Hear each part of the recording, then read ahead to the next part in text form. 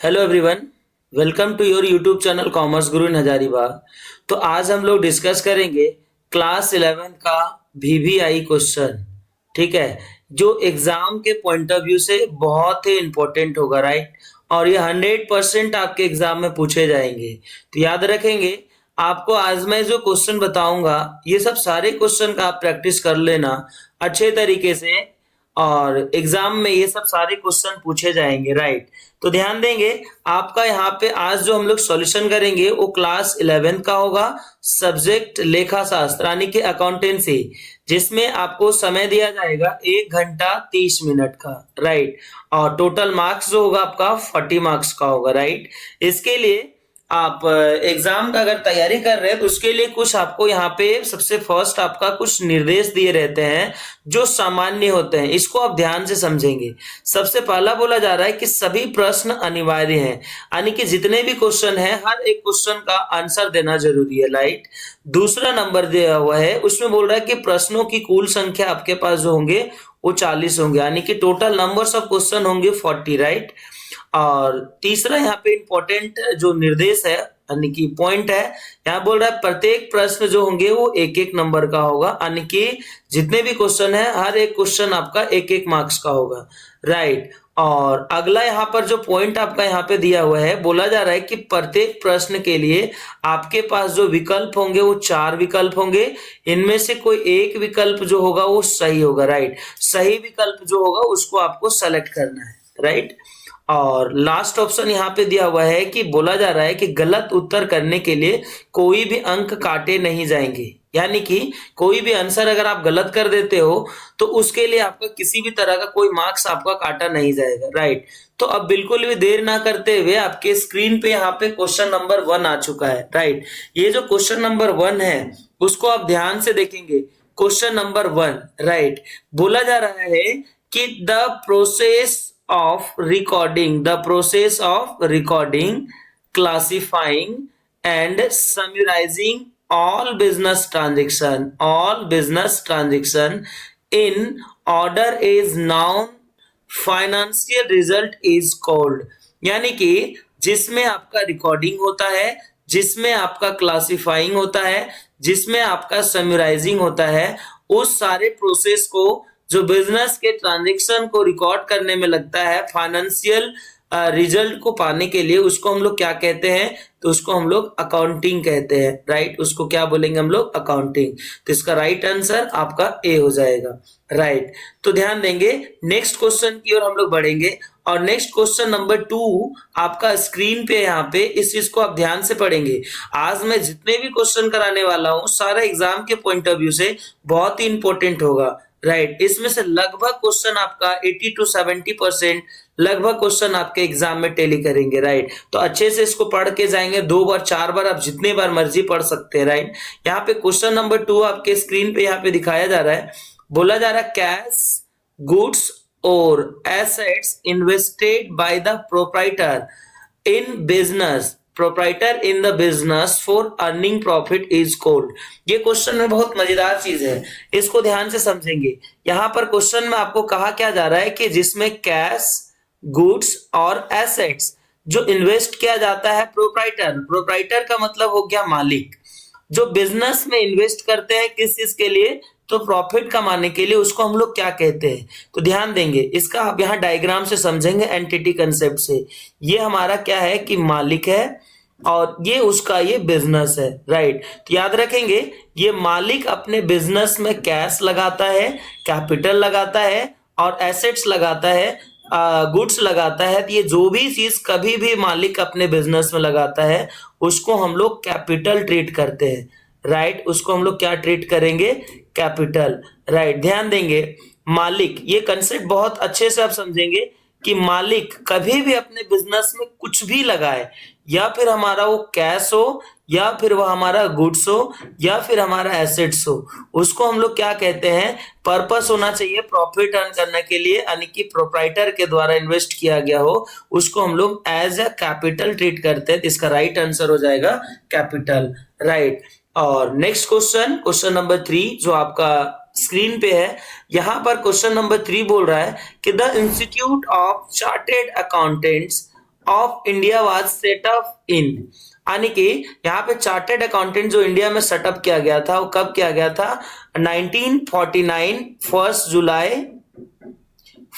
जुलाई 1949 को यहाँ पे इंडिया में चार्टेड अकाउंटेंट का जो है इंस्टीट्यूट सेटअप कराई गई थी, राइट। अगला हमारा क्वेश्चन नंबर 4 आपके स्क्रीन पे है। बोला जा रहा है कि trade discount is given on credit transaction only. ये चीज ध्यान देंगे दोस्तों कि आपका जो डिस्काउंट होता है ना, ये डिस्काउंट जो होता है ना आपका, ये दो तरह का होता है, राइट। फर्स्ट होता है आपका कैश डिस्काउंट और दूसरा चला जाता है आपका ट्रेड डिस्काउंट। तो यहाँ पर आपको जो पूछा जा रहा है ये ट्रेड डिस्काउंट के बारे में बोला जा रहा है कि ट्रेड डिस्काउंट जो होता है ओनली क्रेडिट ट्रांजेक्शन में होता है। तो याद रखेंगे ये जो ट्रेड डिस्काउंट होता है ना, ये कैश ट्रांजेक्शन में भी दिया जाता है और क्रेडिट ट्रांजेक्शन में भी दिया जाता है, राइट। यानी कि क्रेडिट ट्रांजेक्शन करेंगे उसमें भी आपको ट्रेड डिस्काउंट दिया जाएगा, और कैश डिस्काउंट जो होता है ना, ये ओनली कैश रेफरेंस के साथ में होता है, राइट। ये जो हमारा डिस्काउंट मिलेगा ओनली कैश रेफरेंस साथ में होता है, ठीक है। तो यहाँ पर आपको पूछा जा रहा है कि ट्रेड डिस्काउंट जो है ओनली क्रेडिट ट्रांजेक्शन, ये क्रेडिट ट्रांजेक्शन होगा तभी लगेगा क्या? नहीं, ये कैश ट्रांजेक्शन के साथ में भी होता है। तो ये क्वेश्चन के हिसाब से क्या बोल रहा है, ये ट्रू होगा या फॉल्स होगा? तो जाहिर सी बात है ये हमारा क्या हो जाएंगे, फॉल्स हो जाएंगे, यानी कि आंसर इसका जो हो जाएगा वो बी हो जाएगा, राइट। अगला क्वेश्चन नंबर आपका जो यहाँ पे दिया हुआ है 5, ये आपके स्क्रीन पे है। बोला जा रहा है यहाँ पे क्वेश्चन नंबर 5 कि generally an accounting period started from dot, यानी कि अकाउंटिंग पीरियड जो स्टार्ट होता है वो कब से होता है? तो फर्स्ट दिया हुआ है यहाँ पे 1 जनवरी, 1 फरवरी, 1 मार्च, 1 अप्रैल। ध्यान देंगे तो यहाँ पे आपका जनवरी, फरवरी, मार्च और 1 अप्रैल ईयर दिया हुआ है। ये 1 अप्रैल ऑफ द ईयर ये हमारा स्टार्टिंग पीरियड होता है। याद रखेंगे कैलेंडर ईयर जो स्टार्ट होता है 1 जनवरी और ये हमारा 31 दिसंबर जाता है, राइट। लेकिन यहाँ पे पूछा जा रहा है हमको क्या, अकाउंटिंग पीरियड जो शुरू होता है ना, अकाउंटिंग पीरियड आपका 1 अप्रैल से शुरू होता है, 1 अप्रैल से शुरू होता है और ये आपका 31 मार्च तक चलता है, राइट। कब तक चलेगा आपका? 31 मार्च। तो यहाँ पे हम लोगों को पूछा है कि अकाउंटिंग पीरियड स्टार्ट कब होता है? तो साल का जो पहला होता है, स्टार्टिंग जो होता है वो आपका 1 अप्रैल से स्टार्ट होता है, राइट। यहाँ पर आपका ये गलती से लिखा हुआ मार्च किया हुआ, इसको आप अप्रैल कर लेंगे, ठीक है। साल की पहली अप्रैल से हमारा स्टार्ट हो जाता है अकाउंटिंग पीरियड, राइट। अगला क्वेश्चन नंबर 6 जो आपके स्क्रीन पे है, ये क्वेश्चन समझेंगे। ये क्वेश्चन लगभग टाइप में आपको एकदम इंपॉर्टेंट है। ये भी आई आपका यहाँ पे क्यूब कर लो, 300 स्क्वायर कर लो, सब चलेगा, क्योंकि ये अक्सर बार आपके क्वेश्चन पूछे जाते हैं और ये लगभग टाइम में आपके पूछे भी जाएंगे। पूछा जा रहा है कि फिक्स एसेट्स इंक्लूड करता है। तो यहाँ पे भाई फिक्स एसेट्स किसको कहते हैं? फिक्स एसेट्स उसको कहते हैं जो हमारा लॉन्ग टर्म के लिए किया जाए। किस इसके लिए किया जाए? लॉन्ग टर्म के लिए, यानी कि सीधा सीधा समझिए जिसका ड्यूरेशन 1 ईयर से ज्यादा हो, जिसका ड्यूरेशन क्या हो, 1 ईयर से ज्यादा हो, वो चीज को हम लोग बोलते हैं फिक्स एसेट्स, राइट। अब बढ़ते हैं हम लोग ऑप्शन की ओर।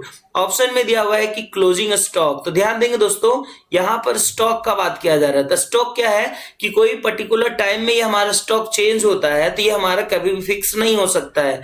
और फिर बोल रहा है payment in advance. Payment in advance भी आपके लॉन्ग टर्म के लिए नहीं जाता है। एडवांस हम लोग करते हैं तो कुछ ही समय के लिए करते हैं, तो ये भी आपका फिक्स एसेट्स नहीं जाएगा।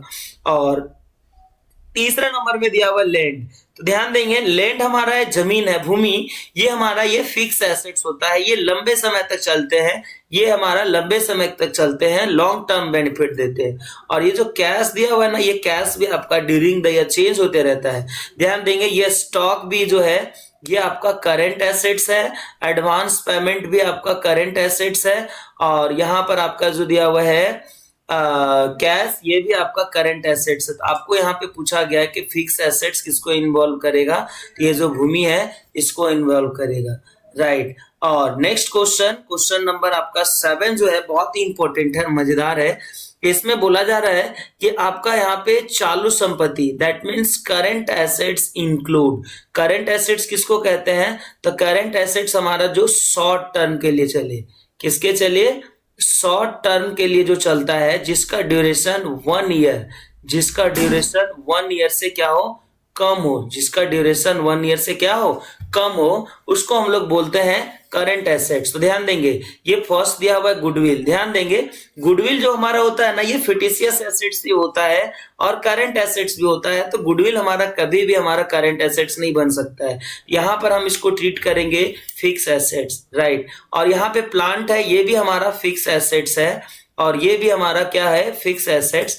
और ये फर्नीचर जो दिया हुआ ना, ये भी हमारा फिक्स एसेट्स है। तो सिंपल सी बात है, कैश एट बैंक जो दिया हुआ है, ये हमारा करंट एसेट्स होगा, और यहाँ पर आपको करंट एसेट्स ही पूछा गया था, राइट। तो इसका जो राइट आंसर हो जाएगा वो डी हो जाएगा, ठीक है। और अगला क्वेश्चन, क्वेश्चन नंबर आपका 8 जो दिया हुआ है, क्वेश्चन नंबर 8 जो बहुत ही इंपॉर्टेंट है और बहुत ही प्यारा क्वेश्चन है। इसमें से बोला जा रहा है, ये भी क्वेश्चन लगभग टाइम में पूछे जाते हैं कि which of the following is an expenses, इसमें से कौन सा हमारा एक्सपेंसेस नहीं है। एक्सपेंसेस नहीं का बात किया हुआ दोस्तों, ध्यान देंगे, which of the following is not an expenses, इसमें से कौन हमारा एक्सपेंसेस नहीं है, राइट। यहाँ पे वेजेस दिया हुआ, भाई वेजेस हमारा एक्सपेंसेस होता है, रेंट है ये भी हमारा एक्सपेंसेस है। यहाँ देखेंगे, ये फर्नीचर दिया हुआ है ना, ये फर्नीचर हमारा एसेट्स है, ये फर्नीचर हमारा क्या है, एसेट्स है। कौन सा एसेट्स है, फिक्स एसेट्स है। और उस फर्नीचर का रिपेयर कराया ना, ये भी एक्सपेंसेस है। तो हमको क्या पूछा है, इनमें से कौन सा एक्सपेंसेस नहीं है। तो इसका राइट आंसर क्या हो जाएगा, सी हो जाएगा, राइट। इसका राइट आंसर क्या हो जाएगा, सी हो जाएगा, ठीक है। उसके बाद आपका यहाँ पे क्वेश्चन नंबर 9, क्वेश्चन नंबर 9 बोला जा रहा है कि the amount drawn by businessman for his personal use. ध्यान देंगे दोस्तों, इसका डायग्राम एंटिटी कंसेप्ट से समझेंगे।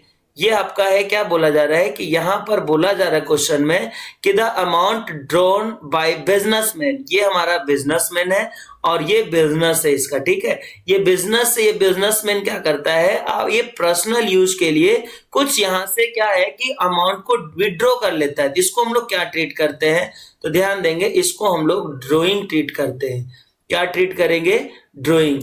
मालिक अपने बिजनेस में पैसा लगाता है, उसको हम लोग क्या ट्रीट करते हैं, कैपिटल ट्रीट करते हैं। उसको हम लोग क्या ट्रीट करेंगे, उसको हम लोग कैपिटल ट्रीट करेंगे। क्या ट्रीट करेंगे, इसको हम लोग कैपिटल ट्रीट करते हैं, राइट। और यहां पर हमारा क्या बोला जा रहा है, यहां पर जो हमारा बोला जा रहा था, यहाँ पे हमारा जो बोला जा रहा है वो हमारा क्या बोला जा रहा है कि आपका जो मालिक है वो मालिक के द्वारा नहीं बोला जा रहा है। यहाँ पे बोला जा रहा है कि आपका जो बिजनेसमैन है, बिजनेसमैन पर्सनल यूज करते हैं, उसको हम लोग क्या बोलते हैं, ड्रॉइंग। और मालिक अपने बिजनेस में जब पैसा लगाता है तो उसको क्या ट्रीट करेंगे, कैपिटल, राइट। तो यहाँ पर आपका राइट आंसर क्या हो जाएगा, सी हो जाएगा, यानी कि ड्रॉइंग हो जाएगा, राइट। उसके बाद क्वेश्चन नंबर आपका यहाँ पे जो 10 है, क्वेश्चन नंबर 10 को आप ध्यान से समझेंगे।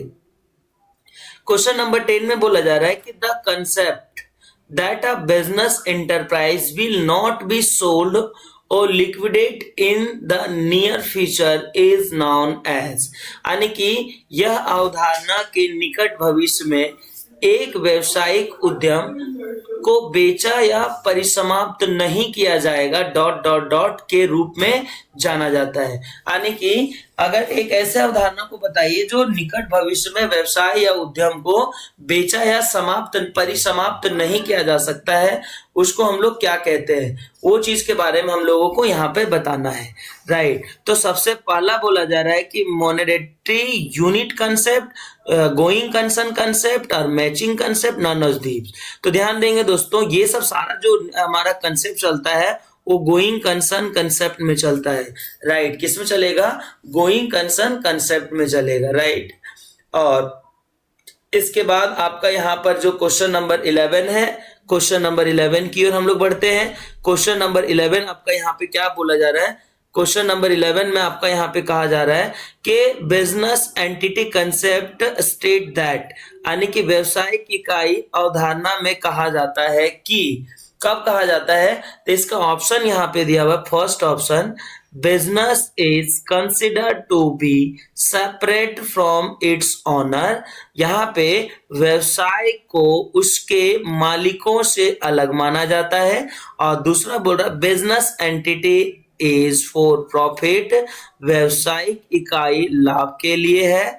और तीसरा बोल रहा है यहाँ पे कि business is entitled to regular profit, व्यवसाय नियमित लाभ का हकदार है, व्यवसाय नियमित लाभ का हकदार है। और यहाँ पे चौथा नंबर यहाँ पे जो बोला जा रहा है कि business entity is for the service for society, व्यवसायिक संस्था समाज की सेवा के लिए है। तो यहाँ पर इसका जो आपका राइट आंसर होगा वो राइट आंसर को आप यहाँ पे टिक करेंगे। तो ध्यान देंगे दोस्तों, इसका जो राइट आंसर हो जाएगा बिजनेस का एंटिटी कंसेप्ट जो होता है ये कहता है कि ये हमारा मालिक है और ये उसका बिजनेस है। राइट, ये हमारा मालिक है और ये हमारा उसका क्या है, बिजनेस है। तो दोनों के बीच में दीवार होती है, ये मालिक अलग है और बिजनेस अलग है। मालिक अपने पर्सनल लाइफ में क्या करता, बिजनेस को कोई मतलब नहीं है, बिजनेस को उसी चीज से मतलब रहेगा जब ये मालिक इस बिजनेस पे हमारा क्या करे, इफेक्ट डाले, ऐसे एक्टिविटी करे जो बिजनेस पे इफेक्ट हो जाए, वो चीज है। तो ये दोनों को यहाँ पे गोइंग कंसर्न कंसेप्ट में क्या होता है कि मालिक अलग होता है और बिजनेस अलग होता है, यानी कि इसका राइट आंसर हो जाएगा ए, राइट आंसर हो जाएगा ए। राइट, इसके बाद क्वेश्चन नंबर 12 की ओर हम लोग बढ़ेंगे। क्वेश्चन नंबर 12 में बोला जा रहा है कि मनी मेजरमेंट कंसेप्ट इज, धन मापन अवधारणा है, धन मापन अवधारणा है।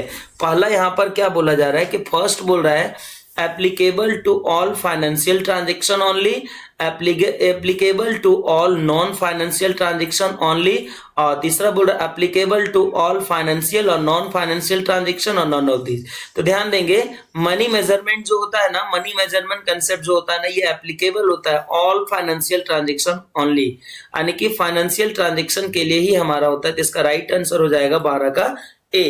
राइट, इसके बाद क्वेश्चन नंबर 13, क्वेश्चन नंबर 13 यहाँ पे बोला जा रहा है, क्वेश्चन नंबर 13 कि provision for taxation is made accounting to, provision for taxation made accounting to, कराधान के लिए प्रावधान के अनुसार किया जाता है। किसके अनुसार, ये हमारा जो कराधान है यानी कि प्रोविजन फॉर टैक्सेशन है, ये किसके अनुसार किया जाता है, तो ये हमारा किया जाता है conservatism concept, going concept, matching concept, none of this. तो ये जो हमारा किया जाएगा ना, ये कन्वर्टिज्म कंसेप्ट किया जाता है, रूढ़िवादिता अवधारणा है। कौन सा अवधारणा है, रूढ़िवादिता अवधारणा। राइट, और अगला क्वेश्चन यहाँ पे बोला जा रहा है क्वेश्चन नंबर 14, कौन सा बोला जा रहा है, क्वेश्चन नंबर 14 बोला जा रहा है कि liabilities and assets amount to ₹90,000 and ₹150,000 respectively, the amount capital will be, यानी कि यहाँ पे ध्यान दीजिए, यहाँ पे क्या बोला जा रहा है कि आपका जो लाइबिलिटीज दिया हुआ है वो 90,000 है और यहाँ पे आपका जो कैपिटल एसेट्स दिया हुआ है, ये एसेट्स आपको 1,50,000 है। राइट, आपको यहाँ पे निकालना क्या है, कैपिटल निकालना है। राइट, तो यहाँ पर हम आपको अकाउंटिंग इक्वेशन में एक फॉर्मूला लिखाए थे, याद रखेंगे, हम यहाँ पे बहुत सारे फॉर्मूला बना रहे हैं आपके। फर्स्ट आपका एसेट्स बराबर कैपिटल प्लस लाइबिलिटीज, फिर हो जाएगा आपका कैपिटल बराबर एसेट्स माइनस लाइबिलिटीज, फिर है आपका लाइबिलिटीज बराबर एसेट्स माइनस कैपिटल। तो यहाँ पर आपको क्या निकालने के लिए बोला जा रहा है, यहाँ पे आपको लाइबिलिटीज दे रखा है, एसेट्स दे रखा है, आपको कैपिटल पूछा है। तो कैपिटल का फॉर्मूला आपका क्या होता है, एसेट्स माइनस लाइबिलिटीज, यानी कि यहाँ कैपिटल बराबर हो जाएगा एसेट्स माइनस लाइबिलिटीज। एसेट्स आपके पास 1,50,000 है, एसेट्स आपके पास 1,50,000 है और लाइबिलिटीज आपके पास 90,000 है। राइट, यहाँ पर इसको हम लोग माइनस करेंगे तो यहाँ पर आपका आ जाएगा 60,000 और यही 60,000 आपका हो जाएगा क्या, आंसर। राइट, यानी कि इसका आंसर हो जाएगा बी। ठीक है, और अगला क्वेश्चन, क्वेश्चन नंबर 15 यहाँ पे जो दे रखा है, क्वेश्चन नंबर 15 बोला जा रहा है कि the main objective of book keeping is, book keeping का, पुस्तकालन का मुख्य उद्देश्य क्या है। पहला बोल रहा है कंप्लीट रिकॉर्डिंग ऑफ ट्रांजेक्शन, यहाँ पे बोल रहा ascertainment of financial effect of the business, analysis of interpretation of data, और यहाँ पर बोल रहा है बोथ ए एंड बी। तो यहाँ पे ध्यान देंगे दोस्तों, यहाँ पर जो आपका हो जाएगा किस चीज को ये हमारा बुक कीपिंग रिकॉर्ड करता है, तो ये कंप्लीट रिकॉर्ड ट्रांजेक्शन को भी करता है, complete recording of transaction, ascertainment of financial effect of business, तो ये भी होना चाहिए और ये भी होना चाहिए। तो यहाँ पे देखिए डी नंबर में लिखा हुआ है A and B both, A and B both, right. और नेक्स्ट क्वेश्चन धमाकेदार है और याद रखेंगे दोस्तों, ये एग्जाम के लिए आपका बहुत ही इंपॉर्टेंट होने वाला है। तो इस पेज को और चैनल को सब्सक्राइब करें और यहां से पटाख से दबा के वीडियो को शेयर करें एकदम धड़ाधड़। देखिए यहाँ पे क्वेश्चन नंबर 16 बोल रहा है कि in accounts recording is made of. Account जो रिकॉर्डिंग करता है वो किस चीज को करता है, लेखांकन में लिखा जाता है। क्या लिखा जाता है, पहला बोल रहा है कि only financial transaction, only non financial transaction, और यहाँ पर बोला जा रहा है कि फाइनेंशियल और नॉन फाइनेंशियल ट्रांजेक्शन। और लास्ट ऑप्शन यहाँ पे जो चौथा ऑप्शन दिया हुआ है, यहाँ पे लिखा हुआ है पर्सनल ट्रांजेक्शन ऑफ प्रोप्राइटर। याद रखेंगे अकाउंटिंग रिकॉर्ड मेड ऑफ, यानी लेखांकन में लिखा जाता है। लेखांकन में लिखा जाता है, किस चीज को लिखा जाता है, तो लेखांकन में दोस्तों याद रखेंगे यहां पर आपका सिर्फ जो लिखा जाता है ओनली फाइनेंशियल ट्रांजेक्शन। किसको लिखा जाएगा, ओनली फाइनेंशियल ट्रांजेक्शन, राइट। अगला हमारा यहाँ पे जो क्वेश्चन नंबर 17 है, इस पर आप फोकस करेंगे। क्वेश्चन नंबर 17 बहुत ही इंपॉर्टेंट है। यहाँ पे बोल रहा है कि the balance of purchase account is transfer to. Balance of यहाँ पे जो निकलता है परचेज अकाउंट का जो निकलता है उसको कहाँ पे ट्रांसफर करते हैं हम लोग। परचेज अकाउंट का जो बैलेंस निकलता है उसको हम लोग कहाँ ट्रांसफर करते हैं, तो ध्यान देंगे। याद रखेंगे दोस्तों, आपका जो ट्रेडिंग अकाउंट बनता था ना, फाइनल अकाउंट में हम लोग ट्रेडिंग अकाउंट बनाए थे ना, और उसी के नीचे प्रॉफिट और लॉस बना था ना।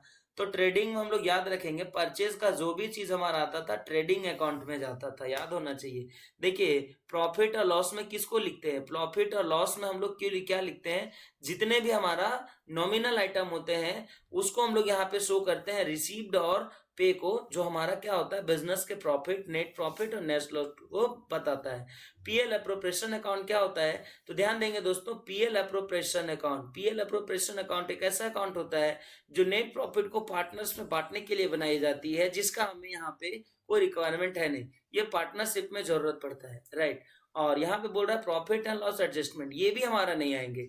तो यहाँ पे आएगा कौन सा, हमारा डी नंबर हो जाएगा, यानी कि परचेज अकाउंट का जो बैलेंसिंग फिगर होता है वो हमारा ट्रेडिंग अकाउंट में आता है, व्यापारी खाते में शो करते हैं, राइट। और इसके बाद क्वेश्चन नंबर की ओर फिर से हम लोग क्वेश्चन नंबर 18 की ओर बढ़ेंगे।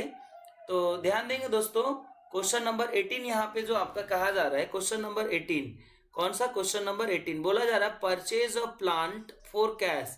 जो हम लोग प्लांट को कैश में परचेज किए, तो ध्यान देंगे प्लांट को जो हम लोग कैश में परचेज किए हैं, यानी कि नगद खरीदारी किए हैं, किस चीज को, प्लांट को, राइट। तो यहाँ पे ध्यान देंगे, यहाँ पर आपका क्या होता है कि फर्स्ट होता है एसेट्स बराबर कैपिटल प्लस लाइबिलिटीज।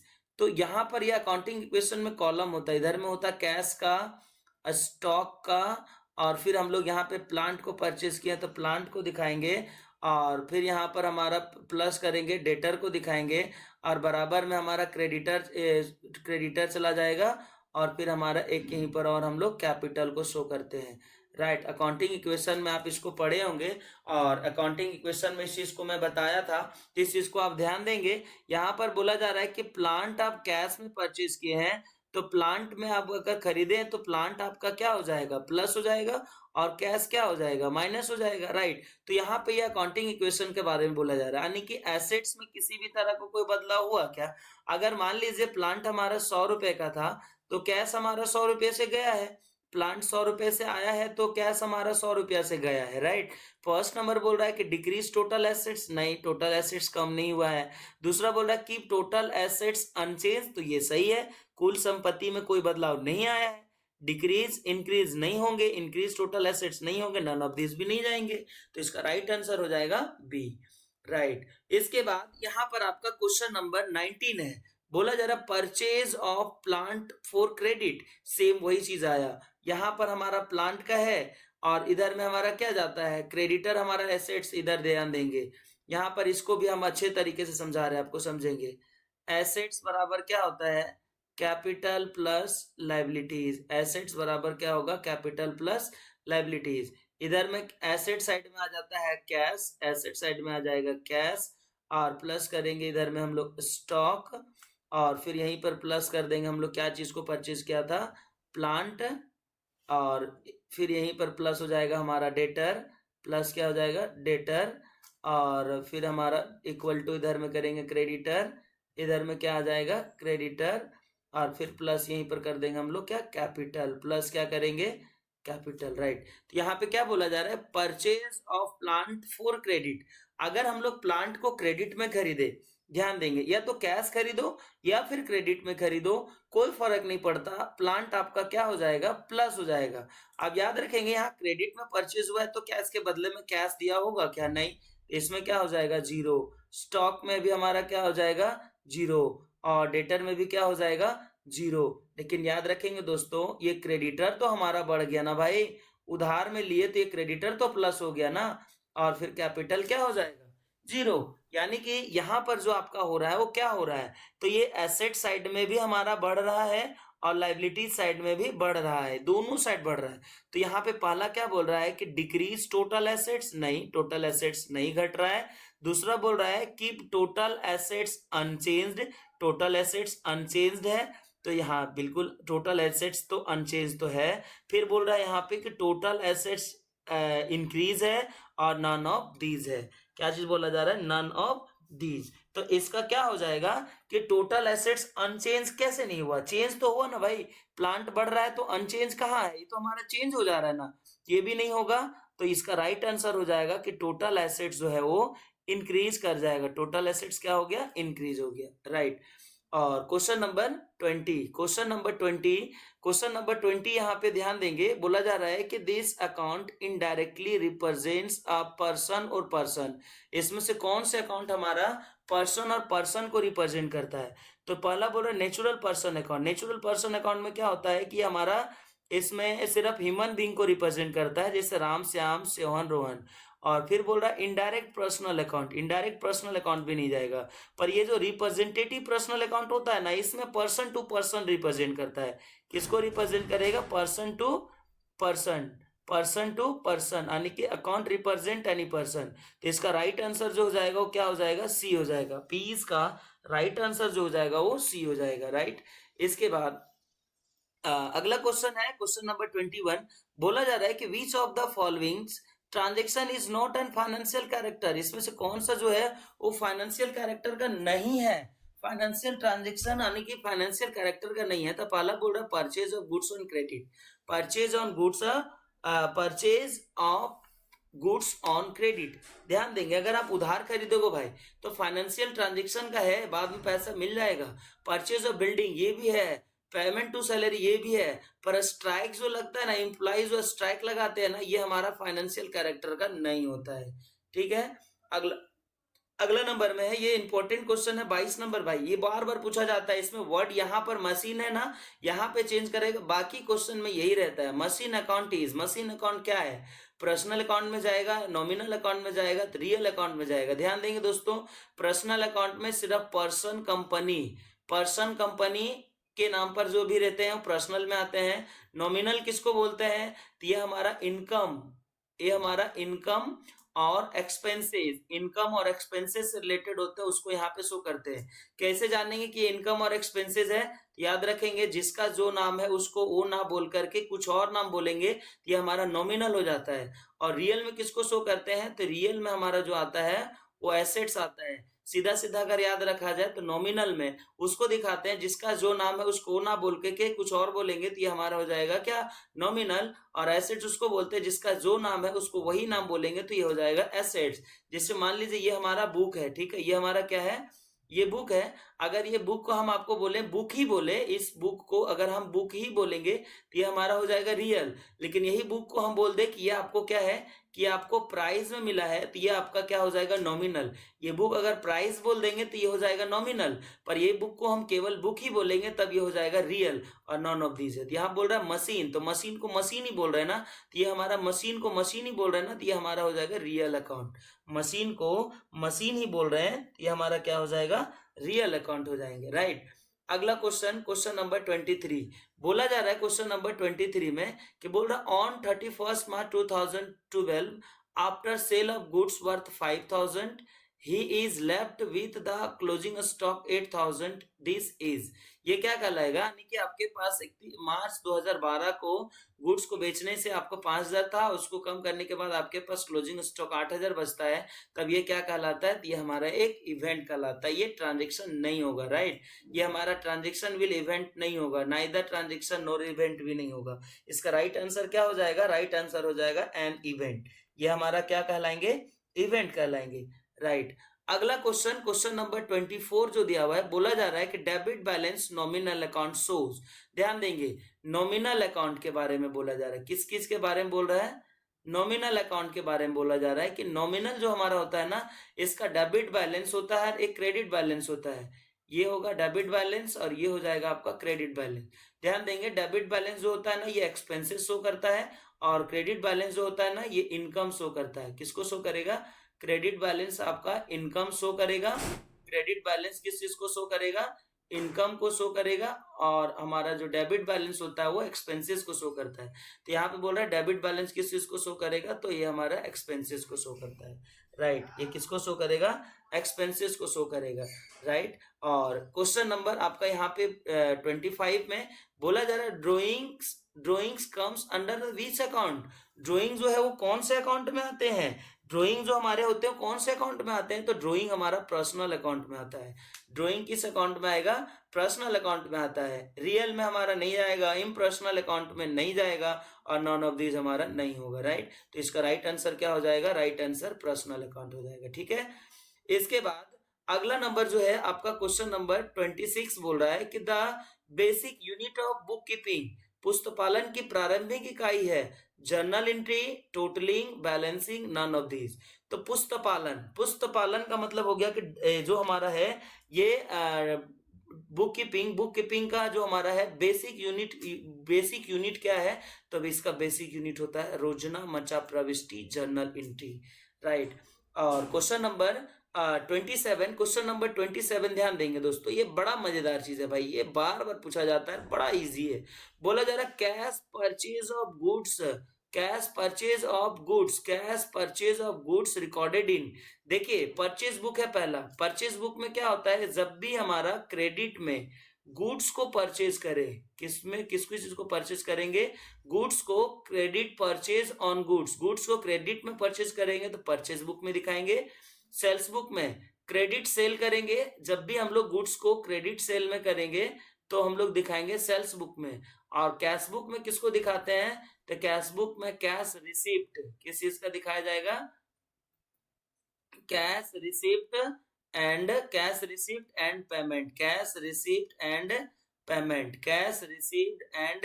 पेमेंट, जो कैश रिसिप्ट होगा और पेमेंट होता है उसको कैश बुक में दिखाते हैं। यहाँ पे क्या बोला जा रहा है, कैश परचेज, ध्यान देंगे, अगर यहीं पे क्रेडिट परचेज रहता ना तो परचेज बुक में दिखाते, पर यहाँ कैश परचेज है ना, तो ये हमारा कैश रिसिप्ट और कैश पेमेंट हो गया, तो इसको हम लोग दिखाएंगे कैश बुक में। किस में दिखाएंगे, कैश बुक में, राइट। इसके बाद क्वेश्चन नंबर आपका जो 28 है, बोला जा रहा है prospectus of accounting is are, लेखांकन की मानक है, लेखांकन की मानक क्या है, एक्सचेंज होता है, पीरियड होता है, यूनिट ऑफ मेजर होता है, या ऑल ऑफ दीज होता है। तो इसका राइट आंसर आप बताएंगे। तो यहाँ ध्यान देंगे, ये हमारा प्रोस्पेक्टस जो हमारा होता है अकाउंटिंग का, ले मानक जो होता है, ये एक्सचेंज भी होता है, इसमें पीरियड भी, समय भी होता है, यूनिट ऑफ मेजर भी होता है। तो इसका राइट आंसर हो जाएगा डी, यानी कि ऑल ऑफ दीज। इसका राइट आंसर हो जाएगा ऑल ऑफ दीज, राइट। इसका राइट आंसर क्या हो जाएगा, ऑल ऑफ दीज, यानी कि डी नंबर, ठीक है। इसके बाद अगला क्वेश्चन नंबर जो आपका यहाँ पे दिया हुआ है 29, देखिएगा ये भी आपका बहुत ही इंपॉर्टेंट है, ठीक है। ये भी जो दिया हुआ है ना, ये बहुत ही इंपॉर्टेंट है, ठीक है। तो ध्यान देंगे, यहाँ पर आपका जो बोला जा रहा है कि यहाँ पे बोला जा रहा है कि डेबिट नोट कौन देता है, यानी कि प्रीपेयर्स डेबिट नोट कौन तैयार करता है। तो ध्यान देंगे, फर्स्ट बोल रहा है यहाँ पे परचेजर है, ठीक है। तो परचेजर जो होता है ना, ये परचेजर हमारा जो होता है ये डेबिट नोट तैयार करता है। कौन सा नोट तैयार करेगा, डेबिट नोट जो हमारा तैयार करता है। कौन सा नोट तैयार करेगा, डेबिट नोट जो तैयार करता है ये हमारा तैयार करता है परचेजर। और सेलर जो होता है ना, ये सेलर हमारा क्रेडिट नोट बनाता है। कौन सा नोट बनाएगा, क्रेडिट नोट। क्रेडिट नोट जो बनाता है उसको हम लोग क्या बोलते हैं, सेलर। और फर्स्ट कैशियर है ये है। तो हमको पूछा है डेबिट नोट कौन बनाता है, तो डेबिट नोट हमारा जो बनाता है वो कौन बनाएगा, परचेजर। तो इसका राइट आंसर कौन हो जाएगा, 29 का राइट आंसर हो जाएगा ए। ठीक है, अगला नंबर बोला जा रहा है कि कैश अकाउंट, क्वेश्चन नंबर 30 बोला जा रहा है cash account always show, cash account always show, cash account क्या शो करता है। तो ध्यान देंगे, यहाँ पे ध्यान देना, कैश आपका जो है ना, ये कैश जो हमारा दिया हुआ है ना, ये कैश जो होता है ना, ये हमारा करंट एसेट्स है। ठीक है, और करंट एसेट्स का जो होता है ना, ये डेबिट बैलेंस जो होता है ना, ये डेबिट बैलेंस जो होता है, और एक होता है क्रेडिट बैलेंस। एक डेबिट बैलेंस होता है, एक क्या होता है, क्रेडिट बैलेंस। तो ध्यान देने, कभी भी एसेट्स जो होता है ना, एसेट्स जो होता है ना, ये एसेट्स हमेशा डेबिट बैलेंस शो करता है, और लाइबिलिटीज जो होता है ना, ये लाइबिलिटीज जो होता है ना, ये हमेशा क्रेडिट बैलेंस को शो करता है। तो आपको यहाँ पे क्या पूछा जा रहा है कि cash account always show, cash account always क्या शो करेगा, डेबिट बैलेंस शो करेगा। कैश अकाउंट क्या शो करेगा, डेबिट बैलेंस। ठीक है, तो इसका राइट आंसर हो जाएगा, क्वेश्चन नंबर 30 का राइट आंसर हो जाएगा ए। ठीक है, इसके बाद क्वेश्चन नंबर 31, क्वेश्चन नंबर जो 31 दिया हुआ है, क्वेश्चन नंबर 31 बोला जा रहा है accounting is which concept proprietor, proprietor का मतलब क्या बताया, owner of the business is treated as creditor of business, यानी कि किस अवधारणा के अनुसार व्यवसाय के स्वामी को व्यवसाय का लेनदार माना जाता है। किस अवधारणा के अनुसार आपका जो मालिक है उसको क्या बोला जाता है, लेनदार माना जाता है। तो इसका यहाँ पर क्वेश्चन आपका यहाँ पे फर्स्ट ऑप्शन दिया हुआ है, लिखा हुआ है पीरियोडिसिटी कंसेप्ट, एंटिटी कंसेप्ट, और फिर लिखा हुआ है मेटेरियलिटी कंसेप्ट, और बोला कंसिस्टेंसी कंसेप्ट, यानी कि अवधि की अवधारणा, अस्तित्व की अवधारणा, सरलता की अवधारणा, रूढ़िवा एक रूपता की अवधारणा। तो ध्यान देंगे दोस्तों, एंटिटी कंसेप्ट हो जाएगा, इसका राइट आंसर हो जाएगा बी। राइट आंसर क्या हो जाएगा, बी। ठीक है, नेक्स्ट क्वेश्चन जो क्वेश्चन नंबर 32 बोला जा रहा है, furniture purchase by a traders dealing in furniture will be treated as dot dot dot for him, यानी कि फर्नीचर का, इसमें बोला जा रहा है कि फर्नीचर का कारोबार करने वाले व्यापारी द्वारा खरीदा गया फर्नीचर उसके लिए क्या माना जाएगा। ध्यान देंगे दोस्तों, क्या माना जाएगा, बोला रहा, फिर से समझिए, फर्नीचर का कारोबार करने वाला व्यापारी द्वारा खरीदा गया फर्नीचर क्या माना जाएगा। फर्स्ट है एसेट्स, दूसरा है लाइबिलिटीज, तीसरा है परचेज, और चौथा है नन ऑफ दीज। तो इसका राइट आंसर क्या होगा, राइट आंसर इसका आप कमेंट करेंगे। ध्यान देंगे, कभी भी हमारा जो फर्नीचर परचेज किया जाता है ना, उसको क्या माना जाएगा, तो उसको हम लोग परचेज मानते हैं। क्या मानेंगे, परचेज मानेंगे। राइट, अगला question, question number 33, question number 33 में बोला जा रहा है कि for purchase of properties credit will be, संपत्ति खरीदने के लिए क्रेडिट किया जाता है, संपत्ति की खरीद के लिए क्रेडिट होगा। Purchase of properties credit will be, properties को खरीदे यानी कि एसेट्स को खरीदे, तो क्रेडिट में हम लोग क्या लिखेंगे। तो ध्यान देंगे, क्रेडिट में जब भी हम लोग प्रॉपर्टीज को खरीदते हैं तो क्रेडिट में क्या जाएगा, जैसे मान लीजिए हम लोग प्रॉपर्टीज में क्या है कि एसेट्स को खरीदे, तो क्या हो जाएगा, एसेट्स अकाउंट हो जाएगा डेबिट, एसेट्स अकाउंट क्या होगा, एसेट्स अकाउंट डेबिट होगा। और टू में क्या हो जाएगा, टू में आपका जिस हम लोग क्या बोलते हैं, जिससे परचेज करते हैं उसका हम लोग यहाँ पर नाम लिख देते हैं। ठीक है, एसेट्स अकाउंट डेबिट टू, मान लीजिए यहाँ पर हम लोग कर दिए क्रेडिटर, तो यहाँ पर क्या होगा कि बोल रहा है कि एसेट्स को प्रॉपर्टीज को परचेज किए हैं, तो इसका हम लोगों का क्रेडिट में क्या लिखते हैं, क्रेडिट में क्या लिखते हैं। तो ध्यान देंगे, अगर हम लोग क्रेडिट में खरीदे तो यहाँ पर हम लोग एंट्री पास कर दिए एसेट्स अकाउंट डेबिट टू, जिसका नाम है वो, अगर कैश पे कर दिए तो यहाँ क्रेडिट में हम लोग क्या लिखे होंगे, कैश लिखे होंगे, यानी कि assets account debit, assets account debit, और टू में कर देंगे क्या, कैश, टू में क्या करेंगे, कैश। और अगर क्रेडिट में परचेज होगा तो यहाँ पे क्रेडिटर लिख देंगे, और नाम रहेगा तो हम लोग यहाँ पे नाम यूज कर लेंगे, तो क्रेडिट में क्या होगा, कैश होगा। तो इसका राइट आंसर क्या हो जाएगा, 33 का सी हो जाएगा। राइट, उसके बाद question number 34, question number 34, question number जो यहाँ पे 34 दिया हुआ है, बोला जा रहा है for sale of goods credit will be, अगर गुड्स को क्रेडिट में सेल किए तो क्या होगा एंट्री। ध्यान देंगे, क्रेडिट में जब हम लोग शो करते हैं ना, यानी कि सेल करते हैं ना, तो इसमें हम लोग क्या लिखते हैं, डेटर अकाउंट डेबिट, क्या लिखेंगे, डेटर्स अकाउंट डेबिट, और टू में हम लोग लिख देते क्या है, सेल। टू में क्या लिखेंगे, सेल। अगर हमारा यहाँ पर अगर कैश ट्रांजेक्शन होता है तब इसमें हम लोग लिखते हैं कैश। तो यहाँ पे हमारा क्या है कि sold goods on credit, sold goods on credit. अगर क्रेडिट में हम लोग जब भी गुड्स को सेल करते हैं तब हम लोगों को बोल रहा है कि क्रेडिट विल बी, क्रेडिट में हम लोग क्या करते हैं, तो क्रेडिट में हम लोग क्या करते हैं, तो क्रेडिट में हमारा क्या चीज गया हुआ, यहाँ पे देखेंगे क्या हुआ है, या तो cash account debit, debtor account debit, या तो सेल होगा। तो क्रेडिट में पूछा तो राइट आंसर क्या हो जाएगा, सेल्स होगा, यानी कि क्वेश्चन हो जाएगा आपका 34 का सेल्स हो जाएगा, यानी कि बी हो जाएगा राइट आंसर।